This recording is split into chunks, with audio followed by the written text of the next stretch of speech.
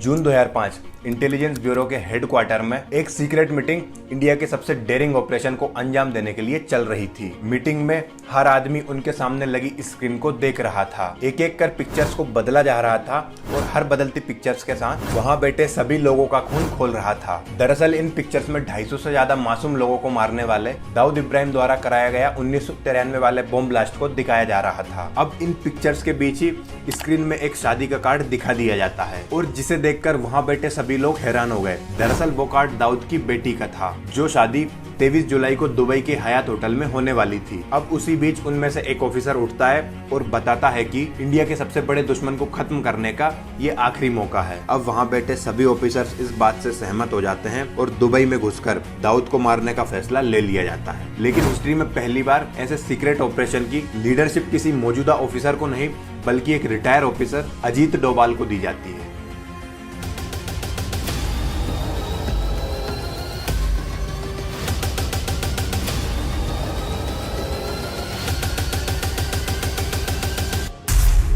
अब ऑपरेशन की जिम्मेदारी लेते ही अजीत अपने काम में लग जाते हैं और वो एक फोन मिलाते हैं और दाऊद की सारी बातें सुनने के बाद ये आदमी नेपाल फोन लगाता है। इस फोन के तुरंत बाद नेपाल के एक पहाड़ी गांव में हलचल मचने लग जाती है। दो आदमी बड़ी जल्दी में इस गांव से निकलते हैं और टैक्सी पकड़कर कोलकाता के लिए निकल जाते हैं और फिर कोलकाता से दिल्ली के लिए रवाना हो जाते हैं। अब दिल्ली पहुंचते ही वह किसी और से नहीं बल्कि अजीत डोभाल से मिलते हैं। अब ये दो आदमी कोई और नहीं बल्कि दाऊद को मारने के लिए डोभाल ने बुलाए थे। अब यहाँ पर सोचने वाली बात यह है कि ये दोनों कोई मिलिट्री मैन या फिर जासूस नहीं है बल्कि भारत से भागे हुए दो गैंगस्टर विक्की मल्होत्रा और फरीद तनासा है। अब अजीत डोभाल को इनकी मदद क्यों लेनी पड़ी, तो इसको समझने के लिए हमें कहानी में थोड़ा पीछे जाना होगा। तो देखो 1955 में महाराष्ट्र के कंकन इलाके में दाऊद इब्राहिम का जन्म होता है। दाऊद बचपन में ही स्कूल छोड़ देता है और छोटी मोटी चोरी चकारी करने लगता है। साल 1970 तक उसका क्राइम की दुनिया में इतना ज्यादा इंटरेस्ट बढ़ जाता है कि वो वासुदादा नाम के बंदे की गैंग में ज्वाइन हो जाते हैं। कुछ साल अंडरवर्ल्ड की दुनिया को समझने के बाद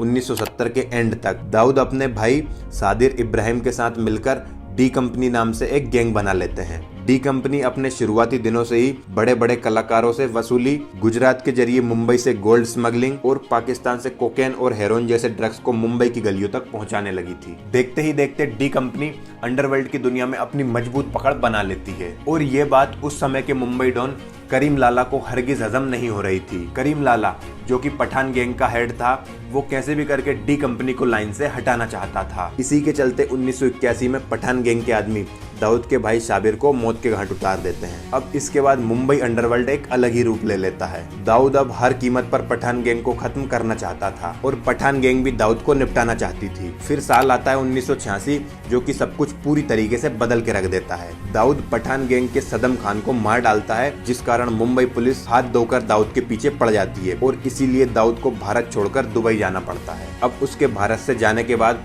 राजेंद्र दाऊद के सारे काले कामों को संभालता था और वह अपनी ईमानदारी के चलते दाऊद का राइट हैंड बन जाता है। इस समय तक राजेंद्र को अंडरवर्ल्ड की दुनिया में छोटा राजन कहा जाने लगा था और छोटा राजन ने डी कंपनी को एक अलग ही ऊंचाइयों तक पहुंचा दिया था। लेकिन डी कंपनी में एक शकील नाम का गैंगस्टर भी दाऊद का काफी करीबी बनता जा रहा था। शकील और छोटा राजन के बीच मानो एक रेस चल रही हो कि कौन दाऊद का सबसे करीबी बन पाएगा और इसकी यही खींचातानी एक गहरी दुश्मनी का रूप ले लेती है। और इसी के चलते 1990 की शुरुआत में शकील छोटा राजन पर एक जानलेवा हमला करता है, लेकिन तब भी दाऊद शकील को अपना करीबी बनाकर रखता है। इसी कारण दाऊद और छोटा राजन के बीच दूरियां बढ़ने लग जाती है और फाइनली साल 1993 में दाऊद पाकिस्तान के साथ मिलकर मुंबई में धमाके करवाता है। इसके बाद छोटा राजन दाऊद को आतंकवादी और गद्दार घोषित करके खुद को उससे अलग कर देता है और साथ ही में वो ऐलान भी करता है कि धमाकों में मारे गए लोगों का बदला वो दाऊद को मारकर जरूर लेगा और यहीं से अंडरवर्ल्ड की सबसे बड़ी दुश्मनी शुरू हो जाती है। साल 2000 में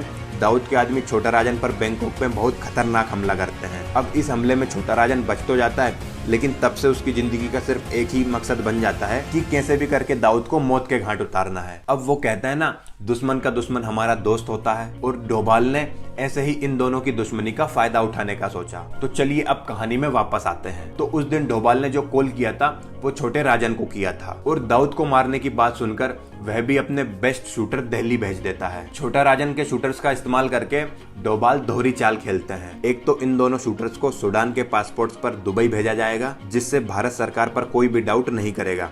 दूसरा, गैंगस्टर द्वारा दाऊद को मारना सिर्फ 2 गैंग्स की दुश्मनी लगेगी। अब 1 जुलाई 2005 दिल्ली पहुंचते ही डोभाल इन दोनों को एक सीक्रेट लोकेशन पर ले जाते हैं। यहाँ इन्हें बताया जाता है कि 23 जुलाई को दाऊद की बेटी की दुबई के हयात होटल में रिसेप्शन है। तुम दोनों को सडान का नागरिक बनाकर दुबई भेजा जाएगा और होटल के बिल्कुल सामने वाली बिल्डिंग में तुम्हें एक क्लियर शॉट मिल जाएगा। लेकिन अगर दाऊद एक बार होटल में घुस गया तो फिर हम चाहकर भी उसका कुछ नहीं कर पाएंगे, इसलिए तुम्हें उसको गेट पर ही मारना होगा। ये सब बताने के बाद इन दोनों की 3 हफ्ते तक ट्रेनिंग चलती है, जिसमें उन्हें होटल का ब्लूप्रिंट समझाया जाता है। स्नाइपर से निशाना लगाने की ट्रेनिंग दी जाती है और दाऊद को मारने के बाद बाहर निकलने का रास्ता भी समझाया जाता है। इधर दाऊद को मारने की पूरी प्लानिंग हो चुकी थी तो उधर दिल्ली से 1300 किलोमीटर दूर मुंबई में कुछ और ही घट रहा था, जो कि पूरे ऑपरेशन पर पानी फेर सकता था। और इस चीज का अंदाजा अजीत डोभाल को भी नहीं था। मुंबई क्राइम ब्रांच के इलेक्ट्रॉनिक सर्विलेंस में एक अलग ही काम चल रहा था।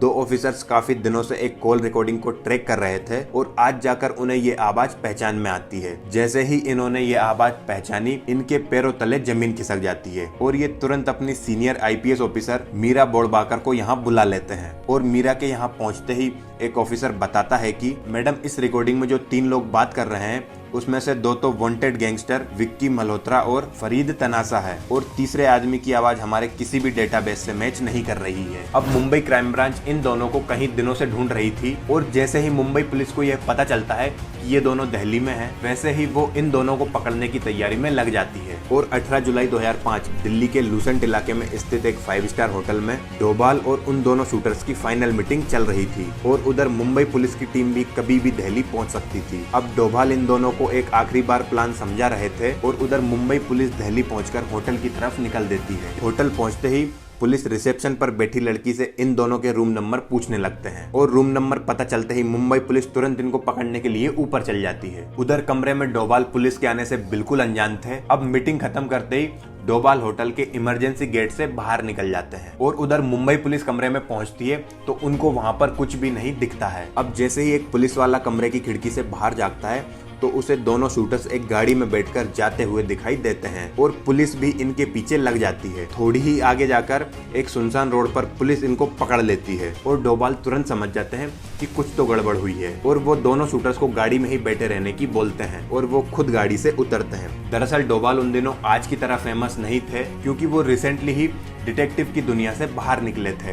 डोभाल बिना अपनी जगह से हिले उन्हें बताते हैं कि मैं एक रिटायर आईबी चीफ हूँ और इतना सुनते ही मुंबई पुलिस थोड़ा शांत हो जाती है कि आपकी गाड़ी में बैठे दोनों आदमी गैंगस्टर्स हैं और हम इन्हें पकड़ने आए हैं। अब इस पर डोभाल इन्हें बताते हैं कि ये एक सीक्रेट मिशन का पार्ट है, आप अपनी सीनियर ऑफिसर से मेरी बात कराओ। इसके बाद डोभाल की मीरा से बात करवाई जाती है और वो मीरा को सारी बातें समझाते हैं। पहले तो मीरा इनकी बात मानने को तैयार नहीं थी कि एक इतना सीनियर ऑफिसर 2 गैंगस्टर के साथ क्या कर रहा है और मीरा को उनकी कई बातों पर विश्वास नहीं होता है, तो इसलिए वह आईबी की मुंबई ब्रांच में इस ऑपरेशन के बारे में पूछती है। यह ऑपरेशन इतना सीक्रेट था कि उन लोगों को भी इसके बारे में कोई जानकारी नहीं थी और वो मीरा को मना कर देते हैं। इतना सुन मीरा तुरंत अपने ऑफिसर्स को उन दोनों गैंगस्टर्स को पकड़ने का ऑर्डर देती है। अपने ही देश की पुलिस के हाथों अपने ही देश का ऑपरेशन फेल होते हुए देख डोभाल भी गुस्सा हो जाते हैं और वो तुरंत दिल्ली पुलिस के पास फोन लगा देते हैं। अब डोभाल के एक फोन करते ही दिल्ली पुलिस की सारी गाड़ियां वहां मौके पर पहुंच जाती है, लेकिन तब तक बहुत देर हो चुकी थी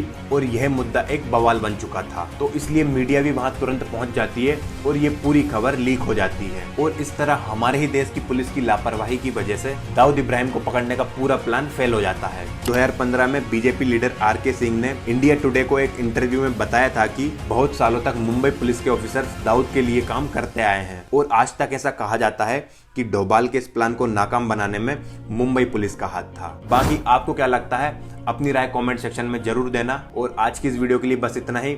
अगर वीडियो पसंद आया हो तो लाइक, कमेंट एंड शेयर, और अगर चैनल पर नए हो तो डू सब्सक्राइब। मिलते हैं अगली वीडियो में।